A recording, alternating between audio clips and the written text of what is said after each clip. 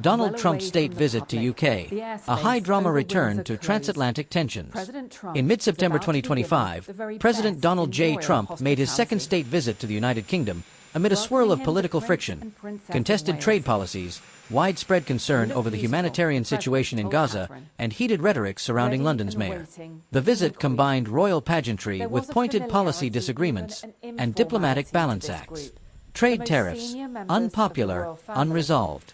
One of the thorniest issues underpinning the visit has been Trump's trade policy, particularly the application of import tariffs on British goods. Earlier in the year, the U.S. imposed a 10% base tariff on exports from the UK, steel and aluminums among them, under Trump's broader protectionist strategy. While the UK government has urged calm and emphasized a constructive negotiation-based approach, the tariffs have provoked concern across sectors such as steel, autos, and aluminum. On the eve of the state visit, hopes for a tariff waiver or reduction, especially in steel and aluminums, were undercut when a proposed deal to eliminate tariffs on British steel was shelved. U.S. officials reportedly expressed unresolved concerns about the sourcing of raw materials in the UK, delaying the agreement. The state visit has thus served as both a stage for reaffirming the US-UK special relationship and as a reminder of lingering economic frictions. In public, Trump and Prime Minister Keir Starmer emphasized shared values and cooperation in tech, defense, and science. Yet on trade, much remains under negotiation. Gaza, humanitarian crisis, and diplomatic pressures. A second major fault line during the visit has been the humanitarian crisis in Gaza. The UK government under Starmer has called the situation a humanitarian catastrophe, urging restraint, aid, and measures to protect civilians. Trump, for his part, has faced international pressure over US policy toward the Israel-Gaza war, both in terms of supporting Israel's right to security and in calls to do more to secure ceasefire, aid access, and release of hostages. The issue has been politically potent in the UK, fueling protests and prompting criticism from opposition figures. These divergent stances reflect deeper tensions.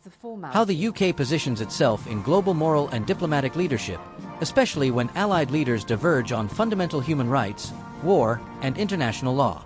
Sadiq Khan and the London factor. The visit also rekindled controversy surrounding remarks made by Donald Trump about Sadiq Khan, the mayor of London. Khan, who is Muslim, has been vocal in criticizing Israel's campaign in Gaza, calling for ceasefires, and raising concerns about civilian harm. Trump has sometimes mocked Khan, accusing him of being weak on crime, dismissive of terrorism threats, or pandering to particular communities. Those remarks have drawn sharp rebukes from London's Muslim community, opposition parties, and civil society, arguing they amount to identity-based political attacks. In the diplomatic choreography of the state visit, attention to Khan reveals underlying strains in domestic UK politics, how local leadership, the mayoralty, becomes a proxy in larger debates over identity, security, human rights, and how foreign visitors test the resilience of British political norms. Diplomatic tightrope and looking ahead. Trump's state visit was marked by formal receptions, royal honors, and much media spectacle. Yet behind the ceremonial events, the substantive policy issues, tariffs, the Gaza conflict, leadership rhetoric, posed delicate tests for both governments. For the UK, there is the dual challenge of preserving international credibility on human rights, global justice, while protecting economic interests threatened by tariffs, keeping domestic unity, balancing expectations from civil society, opposition parties, and local leaders like the mayor. For the US, maintaining trade leverage while managing diplomatic fallout among traditional allies, navigating moral scrutiny over foreign policy, especially in conflict zones. As the visit concludes, investment and tech cooperation deals have been broadly welcomed, but they will likely be judged in coming months by whether trade tensions ease, whether aid to Gaza increases meaningfully, and whether political rhetoric cools. Conclusion. Donald Trump's return to the UK was far more than a symbolic exercise.